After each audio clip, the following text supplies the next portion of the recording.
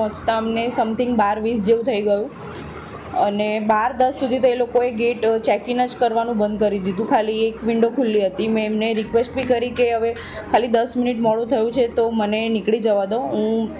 At the time તો હું એકલી જ હતી ત્યાં, એટલે મેં એવું કીધું કે મને એકલી જ બાકી રહી છું તો મને નીકળી જવા દો, પણ એ લોકોએ મને ના જ જવા દીધી. એમનું બોર્ડિંગ પેસેન્જરનું લિસ્ટ ઓલમોસ્ટ પ્રિન્ટ આઉટ થઈ ગયું હતું, તો એટલે અમારે પાછું ભરવું પડ્યું ને મારાથી ફ્લાઇટ ના જઈ શકાયું. તમને ઘટનાની ખબર ક્યારે પડી? અમે ત્યાંથી નીકળી ગયા હતા, અમે એરપોર્ટથી જસ્ટ બહાર જ આવ્યા હતા અને ત્યારે જ અમને ન્યૂઝ થ્રુ ખબર પડી કે એ જ ફ્લાઇટ, મતલબ એવું ખબર પડી સ્ટાર્ટિંગમાં કે ફ્લાઇટ આવી રીતે લંડન જતું આવું થયું છે એન્ડ ધેન આઈડિયા આવી કે મારે જે ટ્રાવેલ કરવાનું હતું એ જ ફ્લાઇટમાં આવું થયું છે.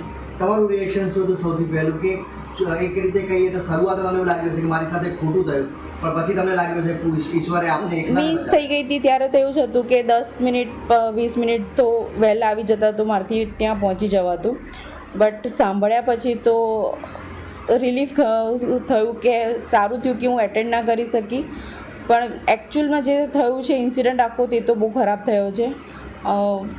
ખાસા બધા લોકોના આવું ફેમિલીઝ આખી એ થઈ ગઈ છે, તો એ સારું નથી જે બી છે.